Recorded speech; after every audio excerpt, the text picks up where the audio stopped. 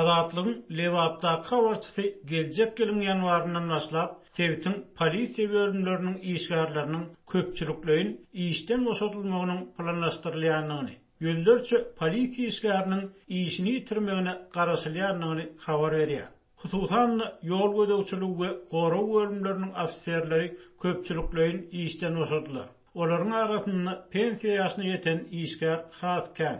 Boşadylan ofisierleriň işleriniň Saparmurat Niýaz döwrüne bolşýaly harby gulluga çağırılan eskerleriň üstüne ýüklenmek ähtimallygy hem ýokdur.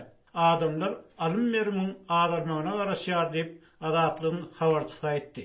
Şu aralykda Türkmenistanyň kronikasy hem öz çeşmelerine salgylanyp, geljek ýylyň ýanwaryndan her vilayetde 300-e çenli polisiýa işgäriniň işden boşatylmagynyň planlaşdyrylýanlygyny habar berdi. Neşiriň çeşmeleriniň maglumatyna görä, ilkinji nowatda pensiýa ýaşyna ýeten polisiýa ofisierleri işden boşadylar. Açyk statistika maglumatlar elýeterler. Ýöne ýurdun ýol gödäwçiligi polisiýasynda pensiýa ýaşyna ýeten ofisierleriň sanynyň has köpdigi aýdylýar.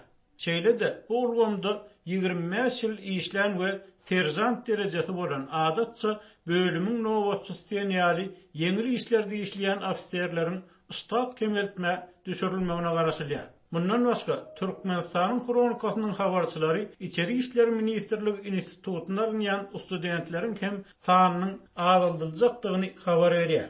Maglumat üçin aýdylsa, Biokara Kuzaýyna 18 kafedra işleýär we bulardan başga onuň ýanyna hukuk goraýjy edaralaryň işgärleriniň hüner derejesini ýokarlandyrýan we ilki başdaky taýýarlyk okuwlaryny geçirýän okuw merkezi hem hereket edýär. Garaşdy nesiriň maglumatyna görä, polisiýa işgärlerini taýýarlayan 6 aýlyk kurslaryň şol sanyny gulluk ýaragyny ulanmaga öwredýän kurslaryň hem ýapyljakdygy aýdylýar. Azatlyk bu maglumatlary resmi çeşmeler arkaly tasdikledik bilmedi.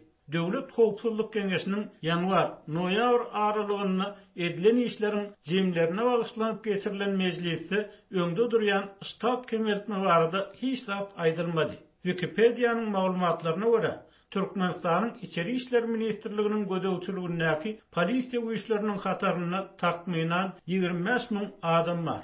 Bu edaranyň ýolbaşçylary 1990-njy ýyldan bäri ýygy-ýygydan köplenç açyk aýdylmaýan kemçilikler sebäpli täzelenip durýar. Yerli synçylar soňky 30 ýyldaky 11 ministriň arasynda Poronberdiýew bilen İskender Mülükowyň öz wagtynda döwlet daşytanyna iň ýakyn duran we soň has agyr jeza çeken resmiler bolanyny belleýärler. Ýatlasak, İçeri işler ministri wezipesinde iň köp saklanan we ahyrynda korrupsiýada aýyplanyp uzak möhletli türme tutsaglygyna hökm edilen İskender Mülükow döwlet telewizionyasynda kellesi sıyırlan, el gannally ýagdaýda görkezildi. Ýogsa hökümetdäki seçmeniň azatlygy bu wakadan has öňünden beren maglumatyna görä ýokarsynaky bulutlar garalanan soň hem prezidenti dürli sowgatlar şol sanyny rawatly taýsanak bilen begendirip öz wezipe ömrüni uzatmagy başarypdy.